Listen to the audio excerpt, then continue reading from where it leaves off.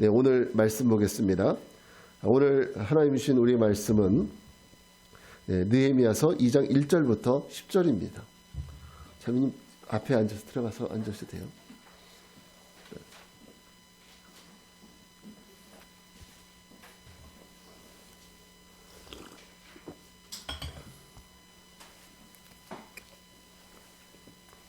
느헤미야서 2장 1절부터 10절입니다. 자, 우리 말씀을 오늘도 한 절씩 교독해서 읽겠습니다. 제가 한 절 읽고 여러분 한 절 읽고 한 절씩만 읽으세요. 네, 그렇게 하겠습니다. 아닥사스다 왕 제20년 니산월에 왕 앞에 포도주가 있기로 내가 그 포도주를 왕에게 드렸는데 이전에는 내가 왕 앞에서 수심이 없었더니 왕이 내게 이르시되 내가 병이 없거늘 어찌하여 얼굴에 수심이 있느냐 이는 비견 내 마음에 근심이 있음이로다 하더라. 그때 내가 크게 두려워하여 왕께 대답하되 왕은 만세수를 하옵소서. 내 조상들의 묘실이 있는 성읍이 이제까지 황폐하고 성문이 불탔사오니 내가 어찌 얼굴에 수심이 없사오리까 하니 왕이 내게 이르시되 그러면 내가 무엇을 원하느냐 하시기로 내가 곧 하늘의 하나님께 묵도하고 왕에게 이르되 왕이 만일 좋게 여기시고 종이 왕의 목전에서 은혜를 얻어 싸우면 나를 유다 땅 나의 조상들의 묘실에 있는 성읍에 보내어 그 성을 건축하게 하옵소서 하였는데 그때 왕도 왕 곁에 앉아 있었더라. 왕이 내게 이르시되 내가 몇 날에 다녀올 길이며 어느 때에 돌아오겠느냐 하고 왕이 나를 보내기를 좋게 여기시기로 내가 기한을 정하고 내가 또 왕에게 아뢰되 왕이 만일 좋게 여기시거든 강서쪽 총독들에게 내리시는 조서를 내게 주사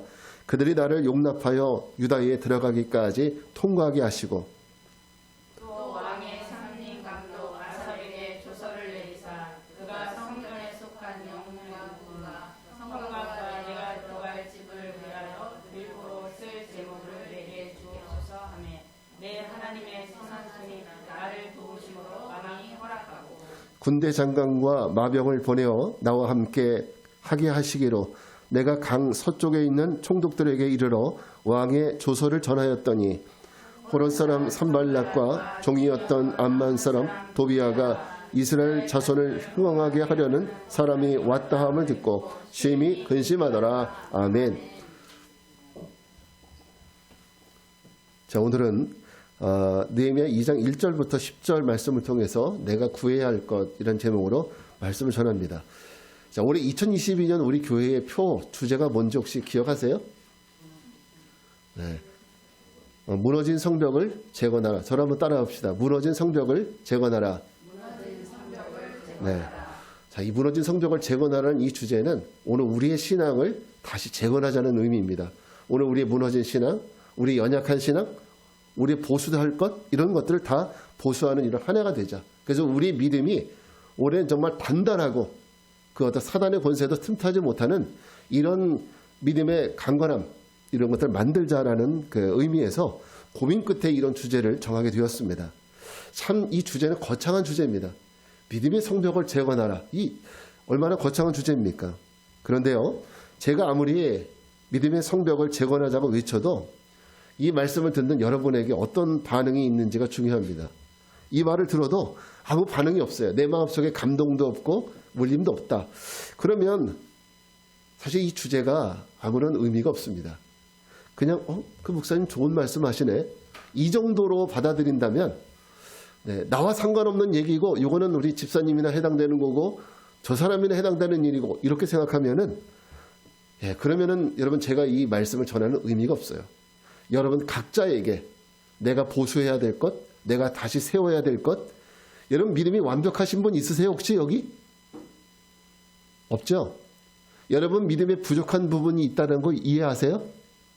그런 것들을 올해는 꼭 세워가는 이런 한 해가 되시기를 주의 이름으로 축원합니다. 이번 주에 여러분 안타까운 소식들이 참 많았어요. 광주에서 신축 아파트 공사 현장에서 아파트 입주를 얼마 안 남기고 아파트 외벽이 붕괴되는 사고가 있었습니다.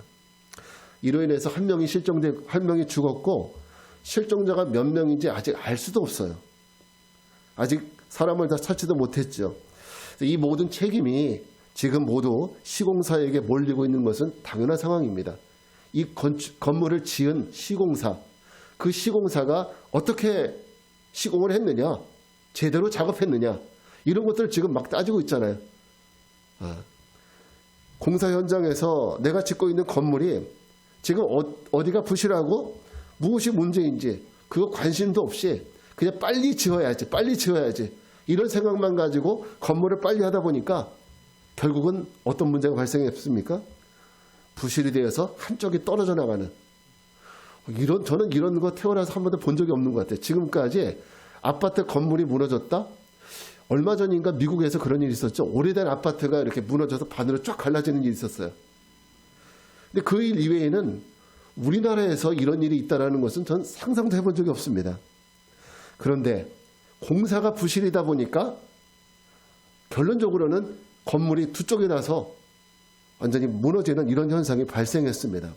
여러분, 우리 신앙도 마찬가지입니다. 우리가 지금 내 믿음이 지금 어디가 부실한지, 어떤 부분이 문제가 있는지 이거 발견하지 못한다면 여러분, 우리 스스로는 내 신앙 이 정도면 됐다, 괜찮다 이렇게 생각할지 몰라도 언젠가는 시간이 지나면은요, 언젠가는 이 외벽이 무너지듯이 우리 신앙이 쫙 갈라지는 순간이 찾아와요. 우리 신앙이 완전히 무너지는 이런 순간이 찾아온다는 거예요. 그래서 느헤미야가 고국에서 돌아온 하나님으로부터 어떤 얘기 듣습니까? 예루살렘 성벽이 다 무너지고 성문이 불탔다라는 소식을 듣고 난 후에 느헤미야 마음속에 어떤 소원을 갖게 됩니까? 그가 기도하는 것은 이제 성전 재건을 어떻게 할 거냐, 내가 어떻게 그 성전 재건을 위해서 나는 뭘 할 수 있느냐, 내가 할 수 있는 것이 뭘까, 나는 어떻게 그 일을 감당할 수 있을까, 여기서 고민하는 거예요. 오늘 우리도요, 우리 자신의 믿음의 현실을 직시해야 돼요. 우리는 사실은 그래요. 남의 눈에 있는 티는 크게 보여요. 그죠? 그런데 내 눈에 있는 티는 안 보이는 게 문제예요.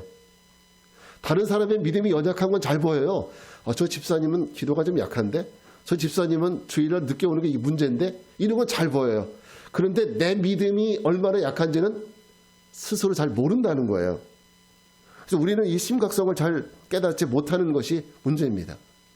여러분, 우리가 내 자신의 이 신앙의 문제, 내 신앙이 정말 튼튼한지, 어떤 그 비바람이 쳐도, 어떤 외부의 압력이 있어도 내 신앙은 정말 멀쩡한 건지, 이것을 한번 여러분 점검해 보시기 바랍니다.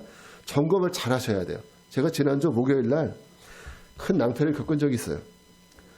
교회 주방 쪽에 수도꼭지가 퍽 터져가지고 주방에 아주 물난리가 났어요. 그래서 그거 다 치우고 새로운 주방 그 도구, 수도꼭지 사다가 다 고쳤습니다. 그러고 나서 제가 어떤 생각을 했냐면, 이건 내 실수였구나, 이런 생각을 했습니다. 지난주에 꼭지가 한번 밑에 떨어진 걸 제가 발견했어요.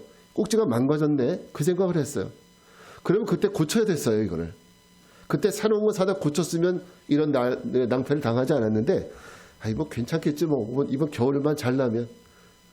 그냥 딱 꽂아놨는데 지난주에 이런 문제가 생긴 거예요. 그렇습니다. 여러분, 고치는 것도요, 때가 있는 거예요. 때가 있어요. 그 때를 놓치면 여러분, 지금보다 엄청난 더 큰 재앙이 찾아오는 겁니다. 우리가 뭐로 막을 거 더 큰 뭐로 막는다, 이런 얘기들이 있잖아요. 우리나라 속담에. 그렇습니다. 우리가 이것을 꼭 명심했으면 좋겠어요. 그리고 올해 2022년이 바로 그때다. 내가 내 신앙을 다시 한번 감리하고 한번 점검하고 내 신앙을 온전히 세우는 하나님이 주신 기회다. 바로 그때다. 이런 마음으로 올 한 해를 좀 지내셨으면 좋겠습니다. 근데 여러분, 우리 신앙의 부실함, 이거 어떻게 할 수 있을까요? 내 신앙이 부실한지 아닌지 이거 점검할 수 있어야 되는데, 과연 어떤 기준을 가지고 점검하느냐? 여러분, 만약에 내가 주일날 예배 드리러 나오는 것이 아직도 망설여진다. 갈까 말까. 그냥 쉴까? 만약에 이렇게 망설여진다면, 그리고 어쩔 수 없이 억지로 나온다면, 그거는 내 신앙이 아직 부실하다는 증거입니다. 성경을 읽고 싶은 마음도 안 생기고, 설교를 듣고 싶지도 않고, 설교를 들어도 이게 다른 사람에게만 적용이 되고 내가 들어야 할 말씀으로 들리지 않는다면, 여러분, 내 신앙이 큰 문제가 있다는 것을 아셔야 돼요. 하나님 앞에 헌금 드릴 때 이것이 망설여지고 또 이것이 내 마음속에 짐이 되고 시험이 된다면 우리 신앙을 다시 한번 돌아봐야 됩니다. 내 신앙이 아직 완벽하지 않다라는 거예요. 자, 우리 그럴 수 있잖아요. 주일날 교회에 안 갈 수밖에 없는 상황이 생길 수도 있어요. 우리가 살다 보면 예를 들어서 친척이 그날 결혼을 한다, 혹은 뭐 누가 돌아가셨다. 정말 우리 애매하잖아요. 가야 되나 말아야 되나, 그죠? 만약에 이런 상황에서 우리가 교회에 나갈 수 없다면 우리 신앙은 여전히 돌아봐야 됩니다. 뭔가 문제가 있는 거예요. 혹시 여러분에게 이 중에서 한 가지라도 해당되는 부분이 있다면은, 그렇다면 우리가 나누는 무너진 성벽을 재건하자, 이 얘기가 남의 얘기가 아니라 바로 내가 할 일이다, 나의 얘기다 라고 듣고 믿고 따라와 주셨으면 좋겠습니다. 이번에 아파트 붕괴 사고의 원인으로 전문가들은 뭘 꼽느냐면요, 겨울에 추운 날씨에 무리하게 감행한 콘크리트 작업을 꼽습니다. 콘크리트 작업은 충분히 콘크리트를 분 다음에 말려줘야 되거든요. 그것을 양생한다고 그래요. 양생. 그래서 이것이 잘 말라야 되는데 여름에는 빨리 말리는데 겨울엔 늦죠, 아무래도. 근데 충분히 말려주지 않고 빨리 공사를 끝마쳐야 되니까 무리하게 다음 작업을 하다 보니까 결국은 양생이 잘 안 된 상태에서 건물이 무너질 수밖에 없었다라는 거죠. 여러분, 우리 신앙생활도 마찬가지입니다. 내 믿음은 아직 연약해. 내 믿음은 여전히 작은 고난도, 작은 시험도 통과할 힘이 없어요. 아직 연약하죠. 이런 삶의 어려움들과 여러 가지 문제들이 그런 가운데서 찾아오니까 아직도 내 믿음이 연약한데 크고 작은 믿음의 시련들이 찾아와요. 시험거리가 찾아와요. 그러니까 무너지는 거예요, 우리 신앙이. 그럴 때 우리 신앙은 무너지고 마는 겁니다. 그런데 문제는, 여러분, 느헤미야가 성벽을 재건하고자 하는 뜻을 세웠지만 당장 이 일을 시행할 수 없는 그런 처지에 있어요. 왜? 자, 이 성벽을 재건하려면 지금 느헤미야는 바벨론에 있고, 그리고 성벽이 무너진 곳은 예루살렘이에요. 자, 이곳까지 가야 되는데 뭐 그 장소로 가야지, 고치든지 말든지 해야 될 거 아니에요. 그 현장으로 가야지. 자, 느헤미야 1장 11절에서 느헤미야가 그래서 이런 기도를 드리는 거예요. 한번 읽어보겠습니다. 느헤미야 1장 11절 시작. 주여 구하오니 귀를 기울이사 종의 기도와 주의 이름을 경외하기를 기뻐하는 종들의 기도를 들으시고 오늘 종이 형통하여 이 사람들 앞에서 은혜를 입게 하옵소서 하였더니 그때에 내가 왕의 술관원이 되었느니라. 여러분, 여기에서 보면은 느헤미야가 기도하기를 종들의 기도를 들으시고 오늘 종이 형통하여 이런 얘기를 하죠. 형통하게 해달라고. 여러분, 형통하다는 말을 딱 들으면 여러분 굉장히 좋아하는 단어예요. 이게 형통하게. 하나님 형통하게 해주십시오. 그런데 오늘 여기서 느헤미야가 말하는 형통함은 어떤 형통함입니까? 물질의 형통함을 달라는 건가요?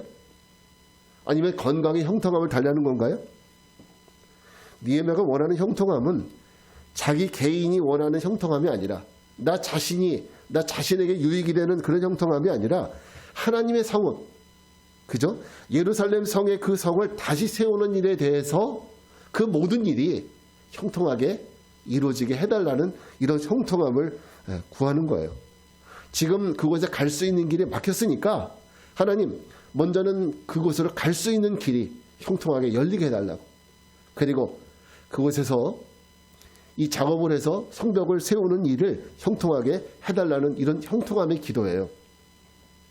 하나님, 내가 사업을 하는데 형통하게 해주십시오. 이런 기도가 아니란 말이에요.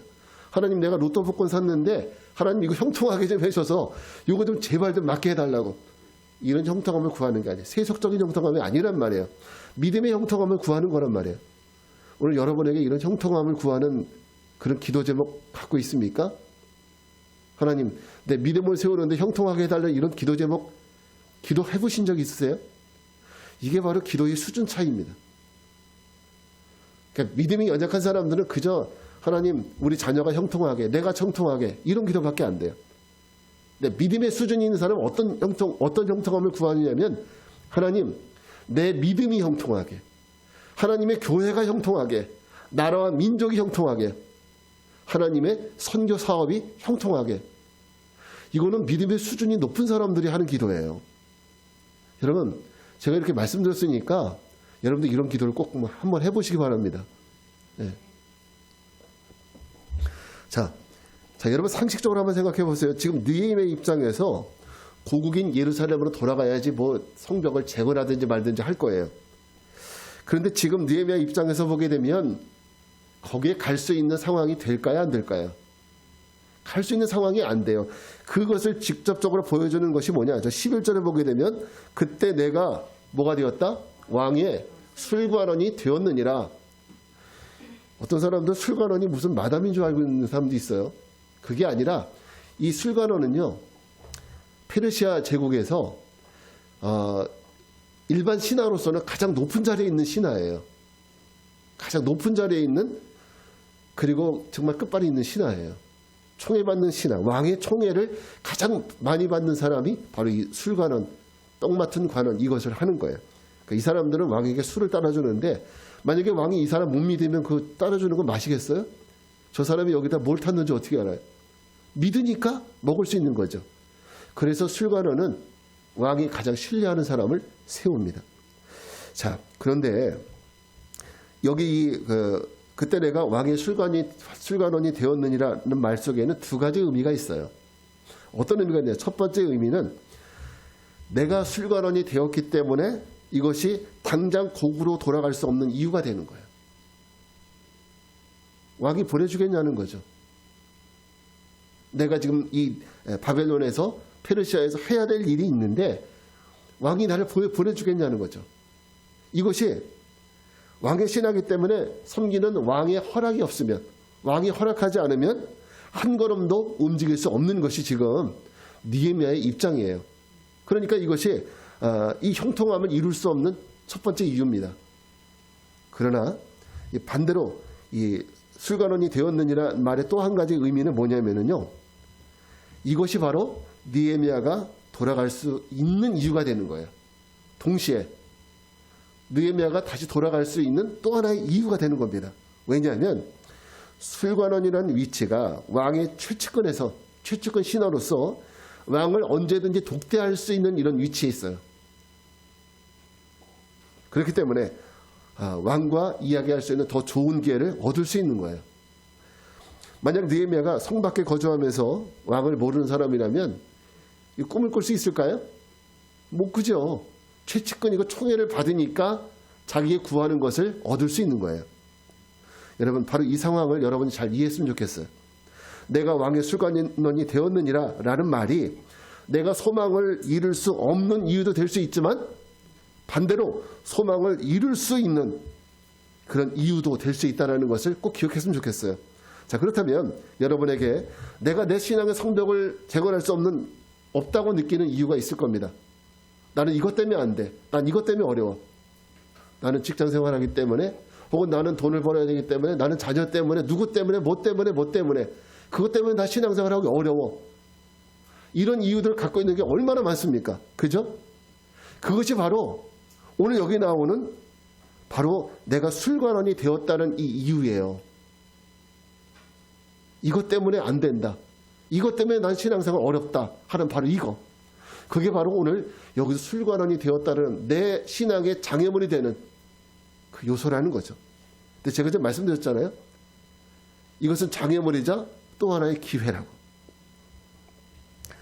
여러분, 주일날 직장인 회사에서 출근하라고 해서 주일을 못 지키고 회사를 간다면 그걸 누가 잘못했다고 책을 잡겠습니까? 직장 생활하는데, 생활하는 사람이 당연히 회사에서 나오라면 나가야지. 교회 나가는 게 먼저냐? 이렇게 생각할 수 있습니다.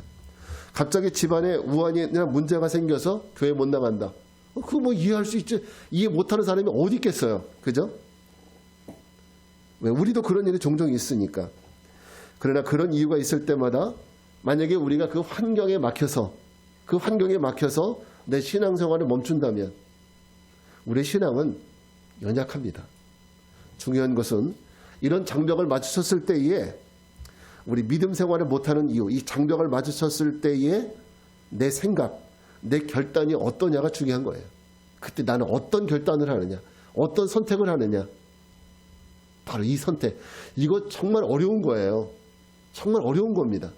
그래, 그럴 때 내가 어떤 선택을 할 수 있느냐. 이게 바로 믿음의 레벨이에요. 이 믿음의 힘입니다. 몽골의 선교사님이 들려준 이야기입니다. 그 교회에 몽골인 소녀가 하나 있어요. 근데 어느 날 아침 이 소녀가 아침에 일어났는데 자기 집에서 기르는 양떼가 한 10여 마리가 없어졌어요. 10여 마리가 양떼가 다 없어졌어요. 근데 이 양떼는 그 집의 소득원이에요. 이거 없으면 굶어 죽는 거예요. 어떻게 보면은 그 양떼들이 이 집의 전부일 수도 있어요. 자, 그러면 양떼가 없어졌어요. 그럼 어떻게 해야 돼요? 선생님, 어떻게 해야 돼요? 양떼가 없어졌으면 찾아야죠. 그런데 마침 그날은 교회 가야 되는 주일이었습니다. 자, 소녀는 망설여지는 거예요. 교회를 가야 되나? 양을 찾으러 가야 되나? 한참 동안 고민하다가 이 소녀가 눈을 감고 묵상을 합니다. 조용히 2, 3분, 3, 4분 묵상을 해요. 그러더니 어떻게 생각을 했는지 눈을 뜨고 난 후에 담담히 성경책을 들고 교회로 나갔습니다. 여러분, 이것이 이 신앙의 장애물을 만난 상황에서의 이 소녀의 결단이었어요. 여러분, 오늘 우리의 신앙이 자꾸 제자리 걸음하고 또 앞으로 더 나가지 못하고 성숙하지 못하는 이유는 우리가 만나는 이런 신앙의 암초들 앞에서 우리가 잘못된 선택을 하기 때문에 그렇습니다. 자꾸 우리는 하나님이 원하시는 결단을 해야 되는데, 이럴 때마다 하나님이 뭘 원하시는지 하나님이 원하시는 결단을 해야 되는데, 우리가 하는 결단은 누가 원하는 결단을 해요? 세상이 원하는 결단을 하고 사단이 원하는 결단을 하는 거예요. 그러니까 우리의 신앙은 나도 모르는 사이에 조금씩 마치 저 북극의 빙하가 무너지듯이 조금씩 무너져 내리는 거예요. 자, 어쨌든 우리가 이런 상황을 우리가 인지해야 됩니다. 자, 근데 느헤미야가 성읍의 회복을 위해서 예루살렘으로 가야 되잖아요. 그죠? 가야 되는데 정말 가고 싶은데 갈 수가 없는 거예요. 근데 이 소원을 이루어줄 수 있는 사람, 이 키는 누가 잡고 있을까요? 누구에게 그 키가 있어요? 왕에게 있는 거예요. 아닥사스다 왕. 이 왕의 이름이 아닥사스다거든요.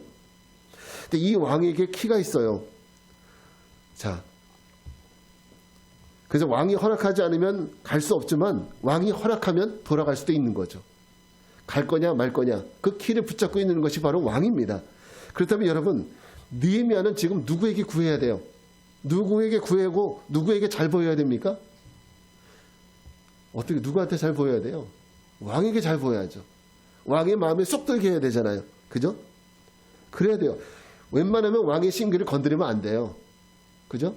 그리고 이왕이면 왕이 좋아하는 술을 드려도 왕이 좋아하는 술을 부어드리고 할 수만 있다면 정말 최대한의 아부를 다 떨어야 돼요. 내가 생각할 수 있는 가장 좋은 단어들을 동원해서 왕을 칭찬해야 됩니다. 왜? 그래야 내게 자기 소원을 이루는 방법이니까.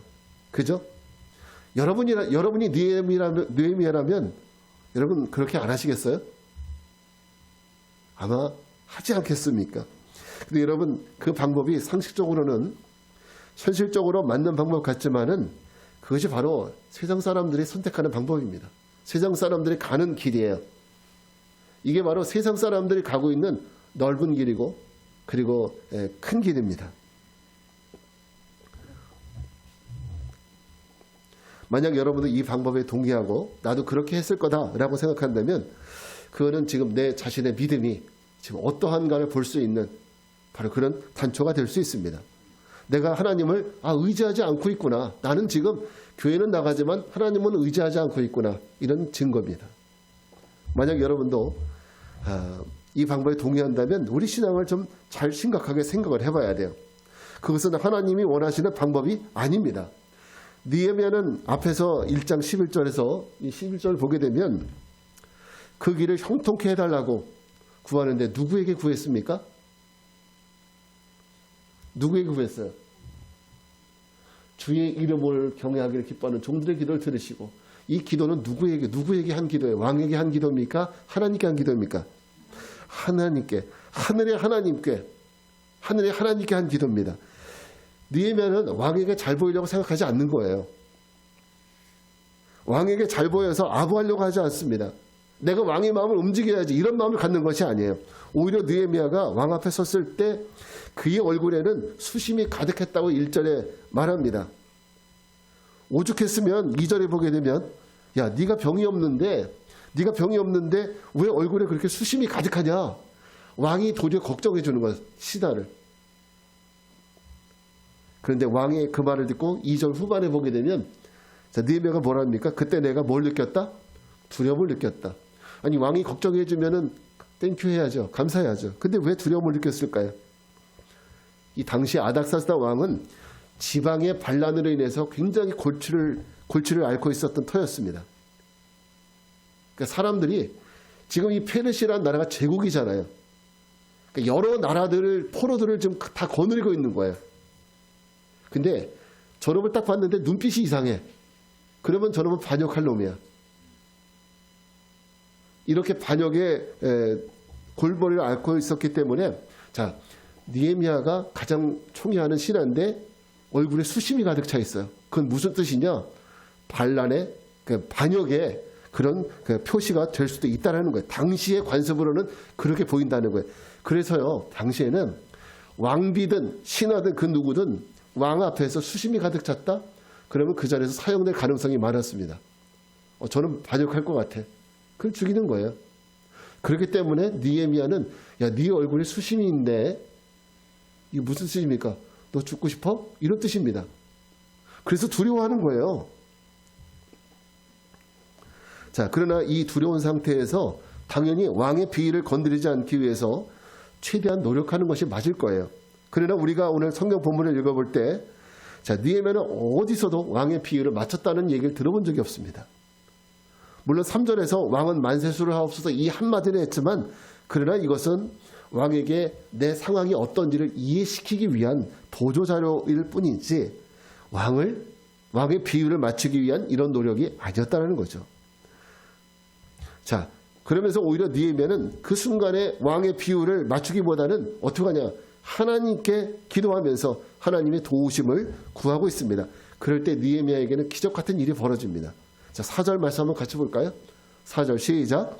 왕이 내게 이르시되 그러면 네가 무엇을 원하느냐 하시기로 내가 곧 하늘의 하나님께 묵도하고. 여러분, 이거 정말 놀라운 사실입니다. 놀라운 일이죠. 만약에 우리가 이것을 좀 상황을 이렇게 봅시다. 자, 느헤미야 왕 둘 중에서 누가 갑이죠? 갑이 누구예요? 왕이죠. 그럼 느헤미야 당연히 을이에요. 그러니까 갑은 힘 있는 자고 을은 힘 없는 자예요. 근데 여러분 지금 성경 말씀을 보면은 야, 그럼 내가 뭐 해줄까? 네가 뭐 원하니?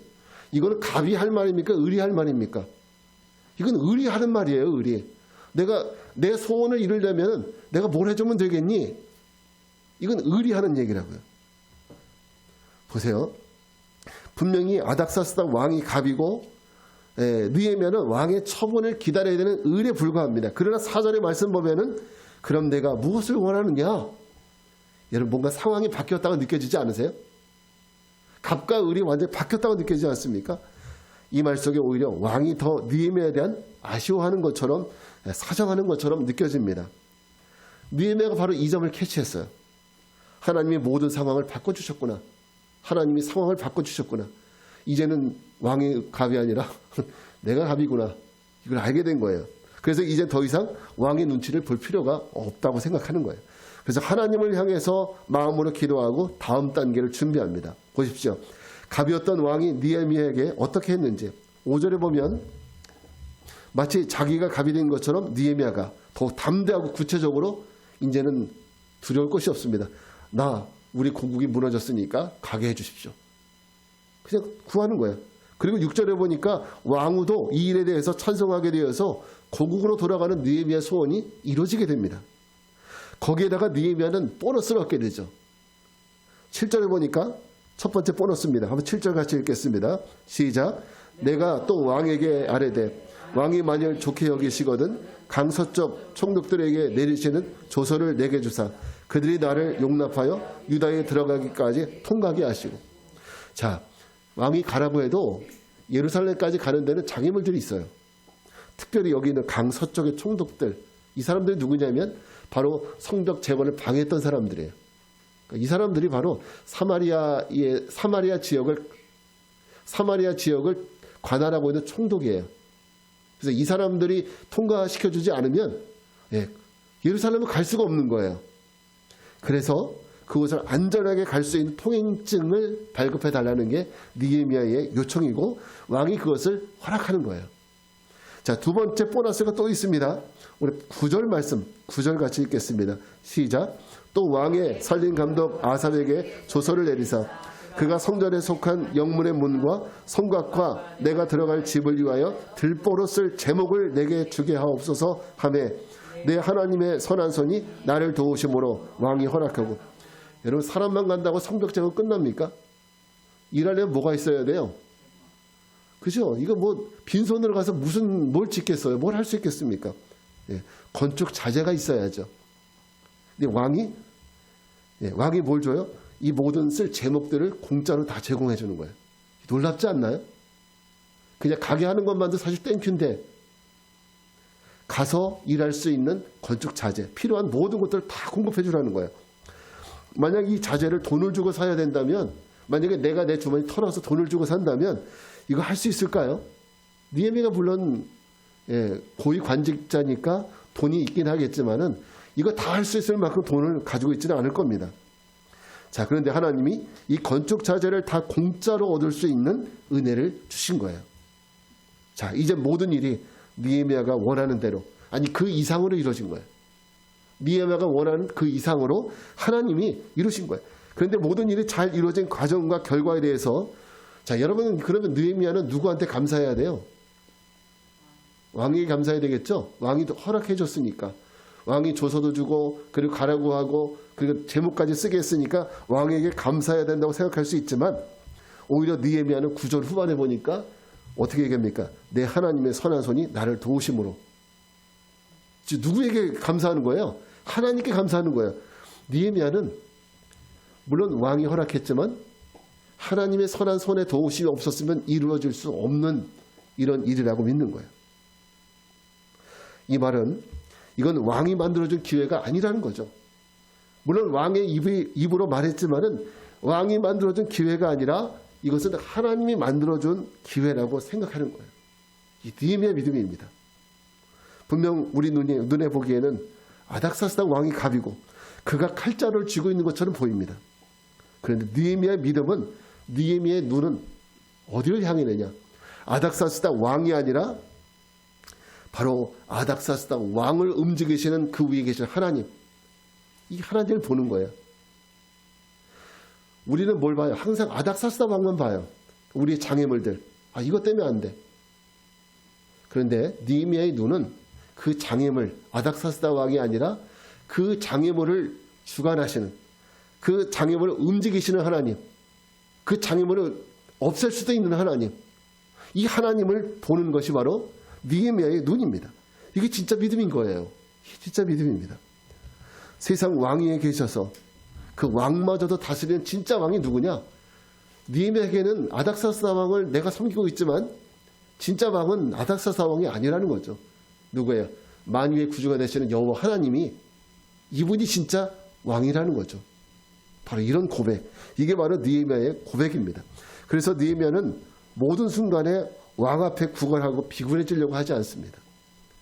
세상 왕보다 높으신 그 하나님을 의지하고 그 하나님께 구하고 있는 거예요. 어때요, 여러분? 이것이 오늘 우리의 믿음의 삶의 현실을 좀 보게 했으면 좋겠습니다. 나는 지금 누구에게 구하고 누구에게 영광 돌리고 있고 지금 누구를 존경하고 있는지. 바로 우리는 아닥사스다 왕을 보면서 그 왕에게 잘 보이려고 하고 그 왕으로 인해서 우리 모든 일들을 해결하려고 하고, 이게 바로 우리 신앙의 한계입니다. 우리는 바로 그 아닥사스다 왕, 우리 신앙의 장애물이라고 하는 그 너머에 계시는 하나님을 보는 눈이 있어야 돼요. 그 하나님이 이 장애물마저도 없앨 수 있다는 것. 그 하나님이 나를 신앙생활 못하게 하는 그분마저도 하나님이 움직일 수 있는 분이라는 것. 이것을 우리가 이해하고 믿어야 됩니다. 그 순간에 우리는 세상에 비굴해지지 않는 거예요. 믿음의 사람들이 세상에 비굴해질 필요가 없는 것은 바로 하나님이 우리 하나님이시기 때문입니다. 자, 그렇습니다.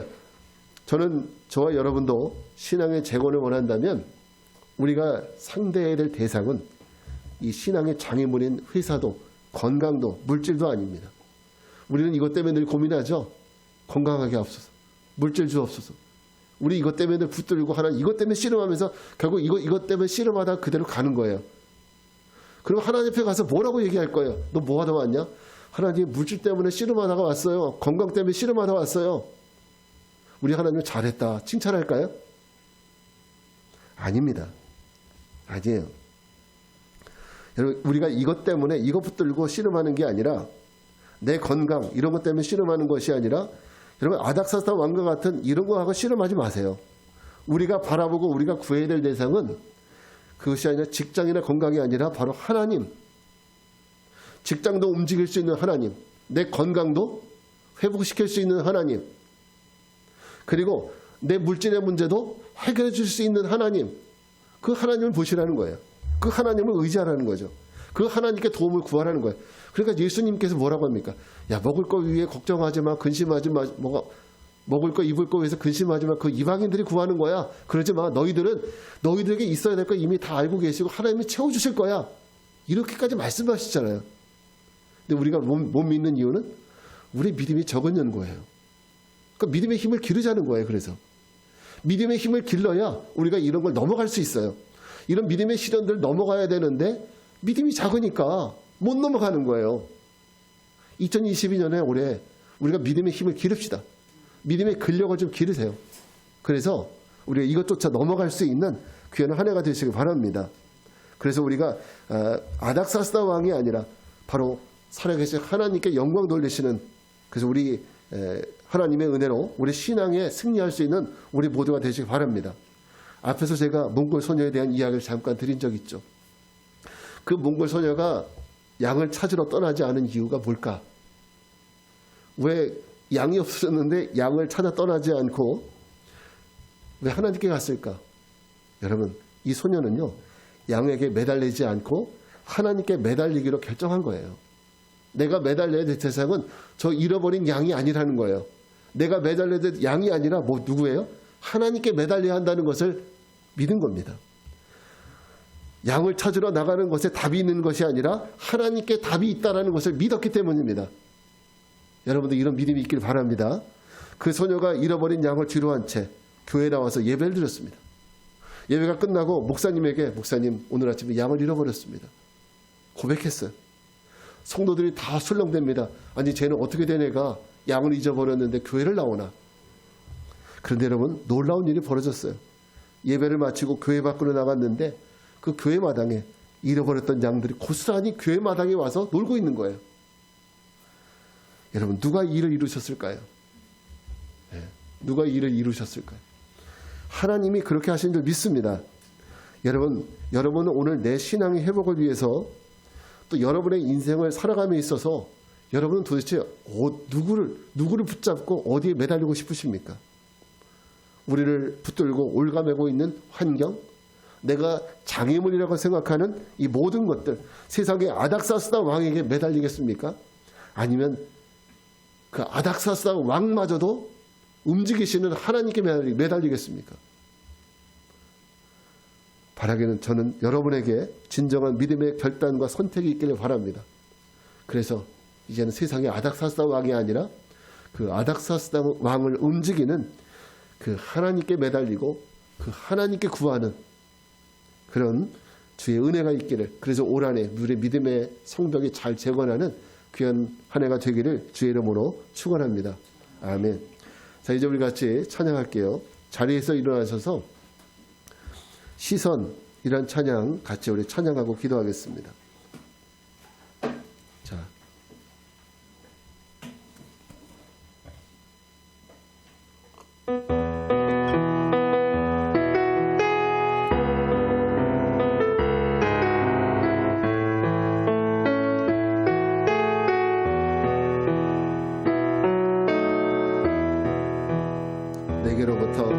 내게로부터 눈을 들어 주를 보기 시작할 때 주의 일을 보겠네. 작은 마음 돌이키사 내 작은 마음 돌이키사 하늘에 꿈꾸게 하네. 주님을 볼 때 모든 시선을 주님께 드리고 살아계신 하나님을 느낄 때 내 삶은 주의 역사가 되고 하나님이 일하기 시작한 성령이 나를 변화시켜 성령이 나를 변화시켜 모든 두려움 사라질 때 주의 일을 보겠네. 황폐한 땅 한가운데 황폐한 땅 한가운데서 주님만 알게 되리. 주님을 볼 때 모든 시선을 주님께 드리고 전능하신 하나님을 느낄 때 세상은 주의 나라가 되고 하나님이 일하기 시작하네. 자, 우리 같이 기도하겠습니다. 그렇습니다. 오늘 먼저 우리에게 내 신앙을 세워야 되겠다는 믿음의 결단이 있기를 바랍니다. 그 일을 위해서 우리가 해야 될 일은 무엇인지 날마다 말씀을 통해서 깨달아지는 은혜가 있기를 바랍니다.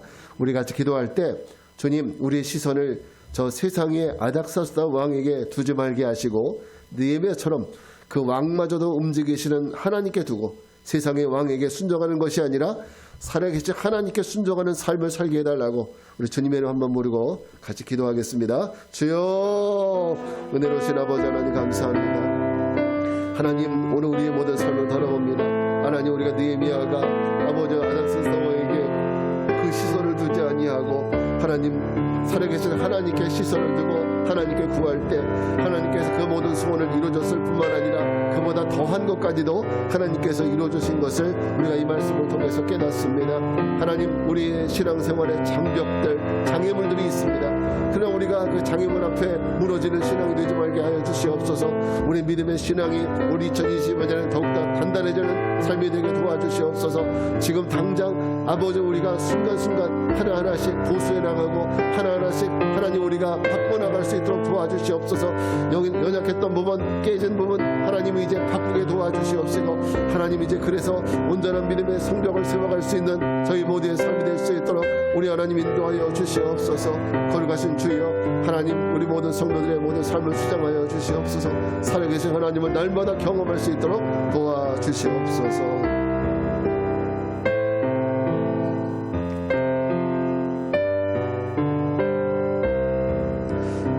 거룩하신 주님, 우리를 긍휼히 여겨주옵소서. 우리 믿음이 연약합니다. 오늘 우리에게 가져야 될 소원, 내가 구해야 할 것이 나를 올가매는 환경이 이끄는 대로 이루어지기를 구하는 삶이 아니라 하나님의 뜻대로 내 환경을 극복하고 이겨나갈 수 있는 믿음과 은혜를 구하는 것임을 알게 하시며 그런 간구가 이루어지게 하소서. 그래서 올해 우리의 믿음이 더욱 단단하고 견고하여 하나님의 영광을 위해 살아가게 하옵소서. 지금은 성부, 성자, 성령 삼위일체 하나님의 은혜와 평강이 오직 하나님께서 원하시는 삶을 살기로 결단하고 세상을 향해 나가는 모든 성도들 위해 이제로부터 영원까지 함께 하옵시기를 간절히 축원하옵나이다. 아멘.